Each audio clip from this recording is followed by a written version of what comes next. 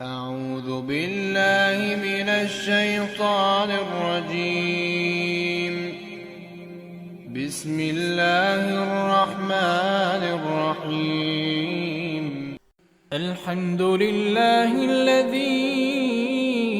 أنزل على عبده الكتاب ولم يجعل له عوجا قيما لينذر بأسا شديدا من لدنه ويبشر المؤمنين الذين يعملون الصالحات أن لهم أجرا حسنا ماكثين فيه أبدا وينذر الذين قالوا اتخذ الله ولدا ما لهم به من علم ولا لآبائهم كبرت كلمة تخرج من أفواههم إن يقولون إلا كذبا فلعلك باخع نفسك على آثارهم إن لم يؤمنوا بهذا الحديث أسفا إنا جعلنا ما على الأرض زينة لها لنبلوهم أيهم أحسن عملا وإنا لجاعلون ما عليها صعيدا جرزا أم حسبت أن أصحاب الكهف والرقيم كانوا من آياتنا عجبا إذ أوى الفتية إلى الكهف فقالوا ربنا آتنا من لدنك رحمة وهيئ لنا من أمرنا رشدا فضربنا على آذانهم في الكهف سنين عددا ثم بعثناهم لنعلم أي الحزبين أحصى لما لبثوا أمدا نحن نقص عليك نبأهم بالحق إنهم فتية آمنوا بربهم وزدناهم هدى وربطنا على قلوبهم إذ قاموا فقالوا ربنا رب السماوات والأرض لن ندعو من دونه إلها لقد قلنا إذا شططا هؤلاء قوم اتخذوا من دونه آلهة لولا يأتون عليهم بسلطان بين فمن أظلم ممن افترى على الله كذبا وإذ اعتزلتموهم وما يعبدون إلا الله فأووا إلى الكهف ينشر لكم ربكم من رحمته ويهيئ لكم من أمركم مرفقا وترى الشمس إذا طلعت تزاور عن كهفهم ذات اليمين وإذا غربت تقرضهم ذات الشمال وهم في فجوة منه ذلك من آيات الله من يهد الله فهو المهتد ومن يضلل فلن تجد له وليا مرشدا وتحسبهم أيقاظا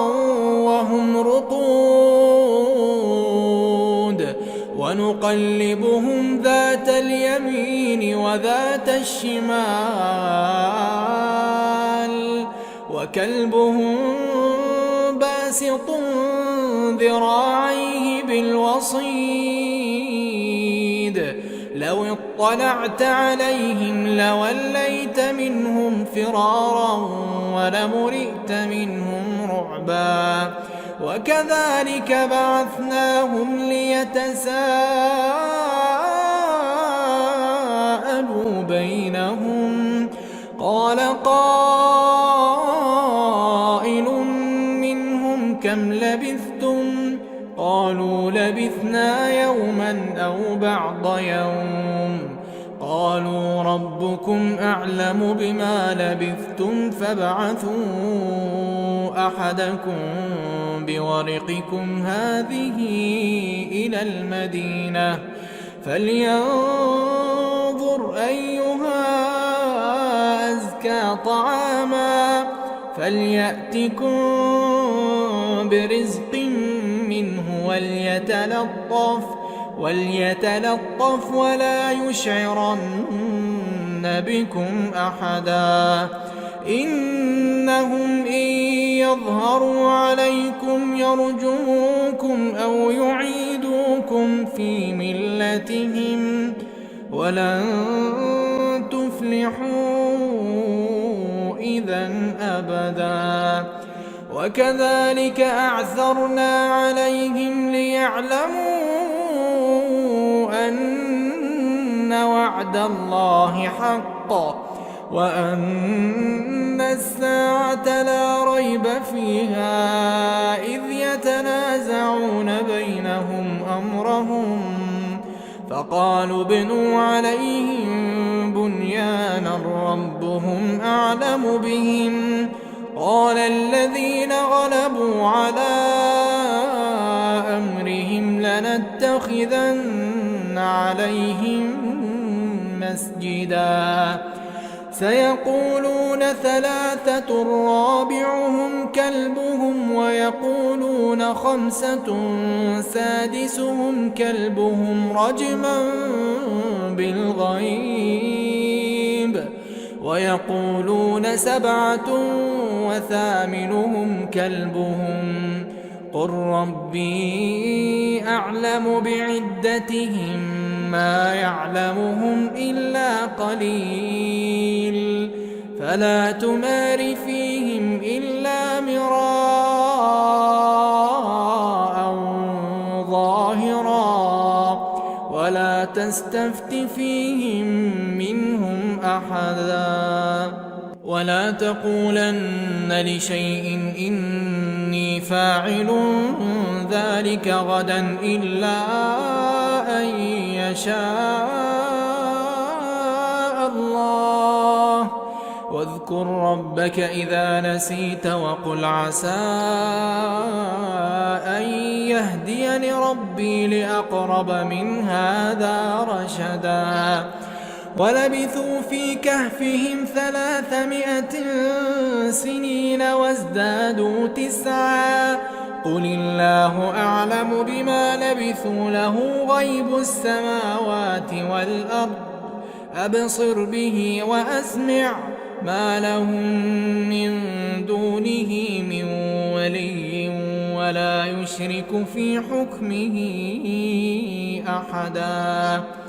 واتل ما أوحي إليك من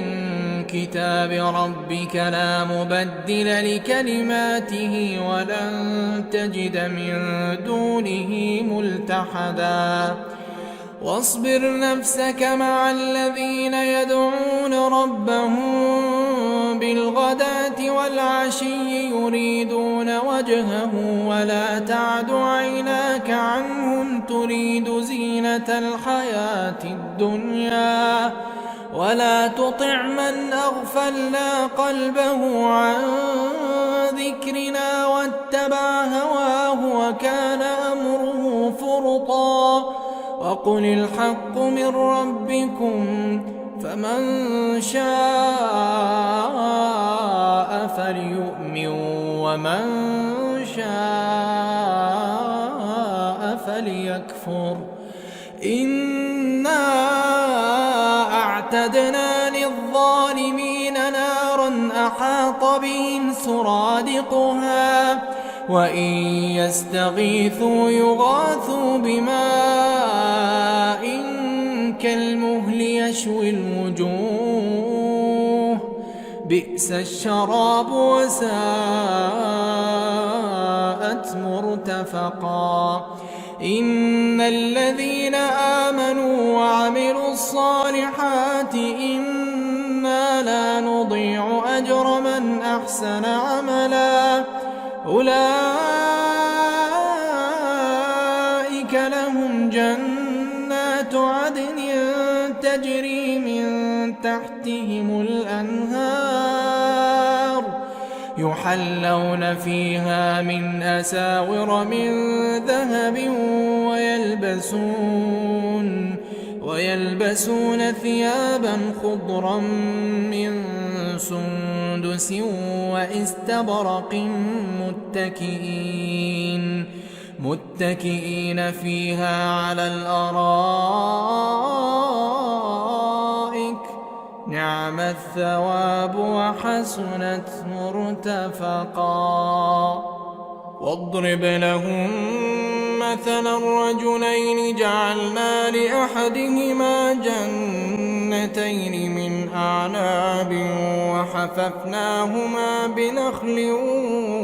وجعلنا بينهما زرعا كلتا الجنتين آتت أكلها ولم تظلم منه شيئا وفجرنا خلالهما نهرا وكان له ثمر فقال لصاحبه وهو يحاوره أنا أكثر منك مالا وأعز نفرا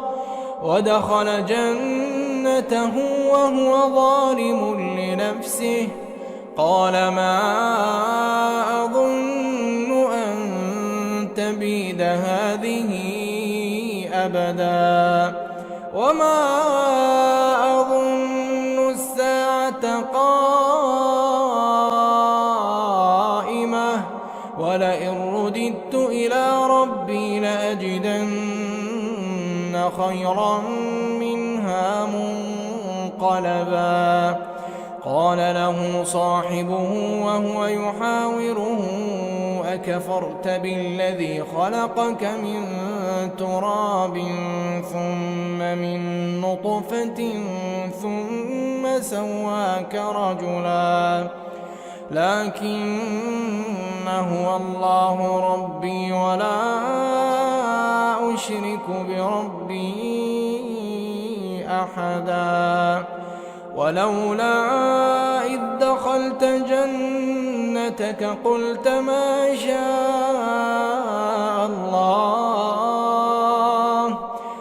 ما شاء الله لا قوة إلا بالله إن ترني أنا أقل منك مالا وولدا فعسى ربي أن يؤتيني خيرا من جنتك ويرسل عليها حسبانا من السماء فتصبح صعيدا زلقا أو يصبح ماؤها غورا فلن تستطيع له طلبا وأحيط بثمره فأصبح يقلب كفيه على ما أنفق فيها وهي خاوية على عروشها ويقول يا ليتني لم أشرك بربي أحدا ولم تكن له فئة ينصرونه من دون الله وما كان منتصرا هنالك الولاية لله الحق هو خير ثوابا وخير عقبا واضرب لهم مثل الحياة الدنيا كماء إن أنزلناه من السماء فاختلط به نبات الأرض فأصبح هشيما تذروه الرياح وكان الله على كل شيء مقتدرا. المال والبنون زينة الحياة الدنيا والباقيات الصالحات خير عند ربك ثوابا وخير أملا. ويوم نسير الجبال وترى الأرض بارزة وحشرناهم فلم نغادر منهم أحدا وعرضوا على ربك صفا لقد جئتمونا كما خلقناكم أول مرة بل زعمتم أن لن نجعل لكم موعدا. ووضع الكتاب فترى المجرمين مشفقين مما فيه ويقولون يا ويلتنا ما لهذا الكتاب لا يغادر صغيرة ولا كبيرة إلا أحصاها ووجدوا ما عملوا حاضرا ولا يظلم ربك أحدا. وإذ قلنا للملائكة اسجدوا لآدم فسجدوا إلا إبليس كان من الجن ففسق عن أمر ربه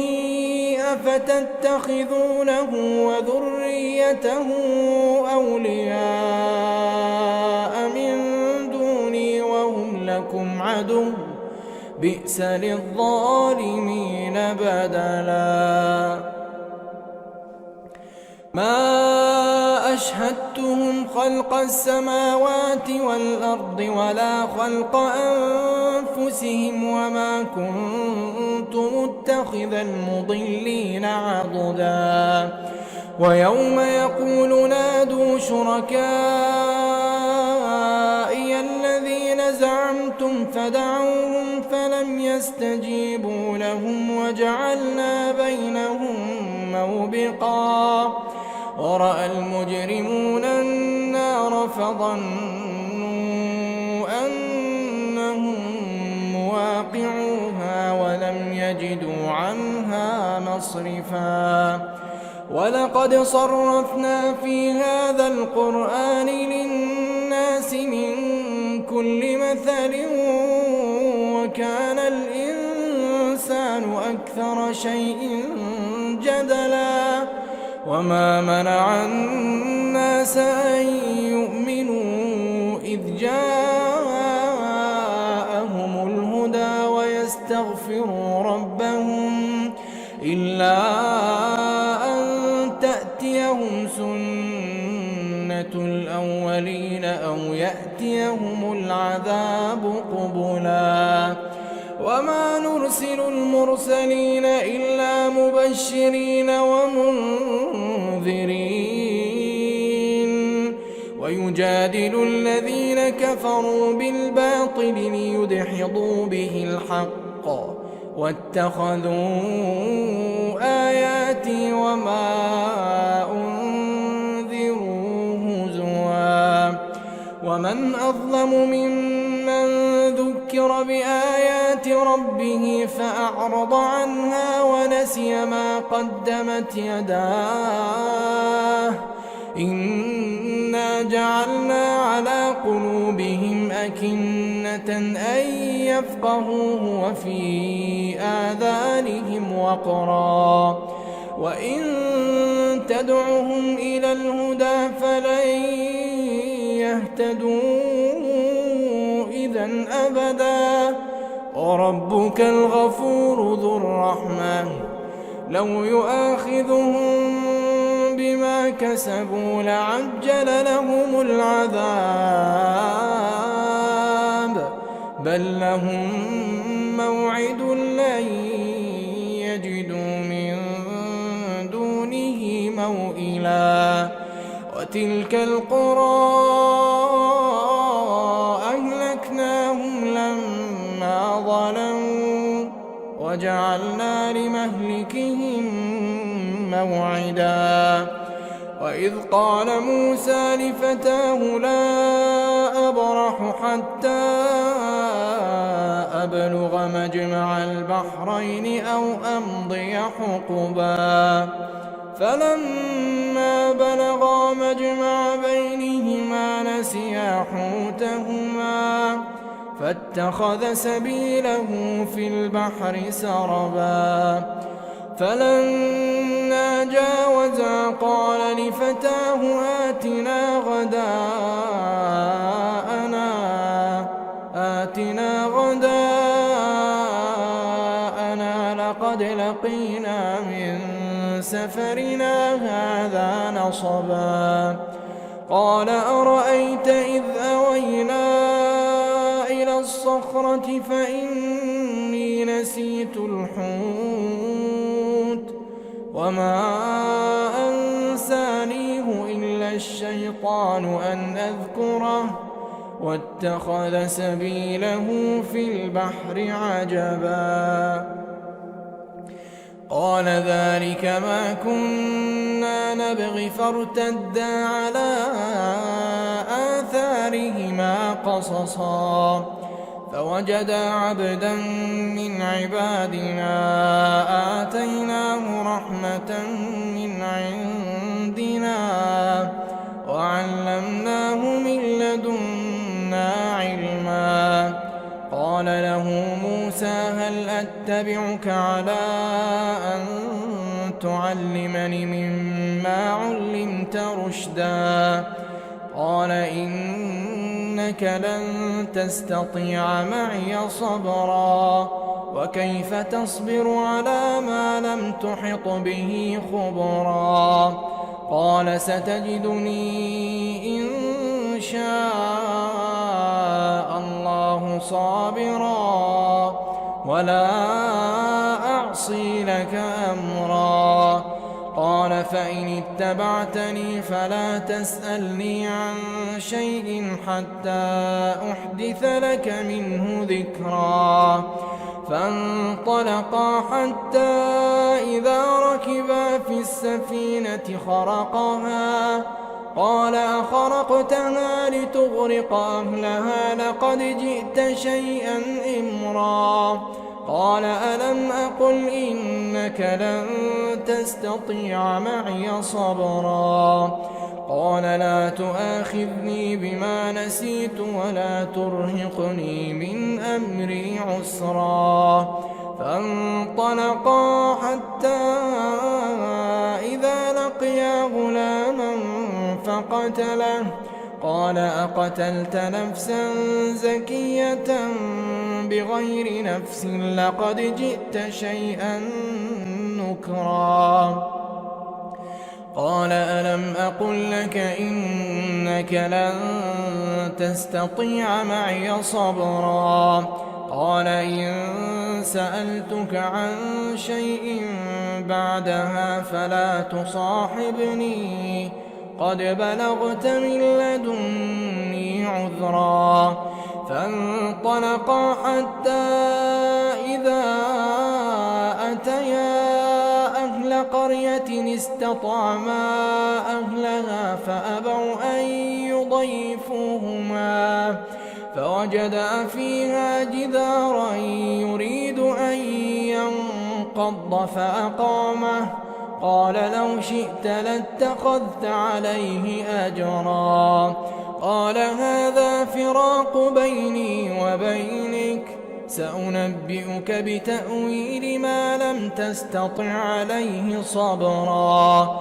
أما السفينة فكانت لمساكين يعملون في البحر فأردت أن أعيبها وكان وراءهم ملك يأخذ كل سفينة غصبا وأما الغلام فكان أبواه مؤمنين فخشينا أن يرهقهما طغيانا وكفرا فأردنا أن يبدلهما ربهما خيرا منه زكاة وأقرب رحما. وأما الجدار فكان لغلامين يتيمين في المدينة وكان تحته كنز لهما وكان أبوهما صالحا فأراد ربك أن يبلغا أشدهما ويستخرجا كنزهما رحمة من ربك وما فعلته عن أمري ذلك تأويل ما لم تسطع عليه صبرا. ويسألونك عن ذي القرنين قل سأتلو عليكم منه ذكرا إنا مكنا له في الأرض وآتيناه من كل شيء سببا فأتبع سببا حتى إذا بلغ مغرب الشمس وجدها تغرب في عين حمئة ووجد عندها قوما قلنا يا ذا القرنين إما أن تعذب وإما أن تتخذ فيهم حسنا قال أما من ظلم فسوف نعذبه ثم يرد إلى ربه فيعذبه عذابا نكرا وأما من آمن وعمل صالحا فله جزاء الحسنى وسنقول له من أمرنا يسرا ثم أتبع سببا حتى إذا بلغ مطلع الشمس وجدها تطلع على قوم لم نجعل لهم من دونها سترا كذلك وقد أحطنا بما لديه خبرا ثم أتبع سببا حتى إذا بلغ بين السدين وجد من دونهما قوما لا يكادون يفقهون قولا قالوا يا ذا القرنين إن يأجوج ومأجوج مفسدون في الأرض فهل نجعل لك خرجا على أن تجعل بيننا وبينهم سدا قال ما مكني فيه ربي خير فأعينوني بقوة أجعل بينكم وبينهم ردما آتوني زبر الحديد حتى إذا ساوى بين الصدفين قال انفخوا حتى إذا جعله نارا قال آتوني أفرغ عليه قطرا فما استطاعوا أن يظهروه وما استطاعوا له نقبا قال هذا رحمة من ربي فإذا جاء وعد ربي جعله دكاء وكان وعد ربي حقا وتركنا بعضهم يومئذ يموج في بعض ونفخ في الصور فجمعناهم جمعا وعرضنا جهنم يومئذ للكافرين عرضا الذين كانت أعينهم في غطاء عن ذكري وكانوا لا يستطيعون سمعا أفحسب الذين كفروا أن يتخذوا عبادي من دوني أولياء إنا أعتدنا جهنم للكافرين نزلا قل هل ننبئكم بالأخسرين أعمالا الذين ضل سعيهم في الحياة الدنيا وهم يحسبون أنهم يحسنون صنعا أولئك الذين كفروا بآيات ربهم ولقائه فحبطت أعمالهم فلا نقيم لهم يوم القيامة وزنا ذلك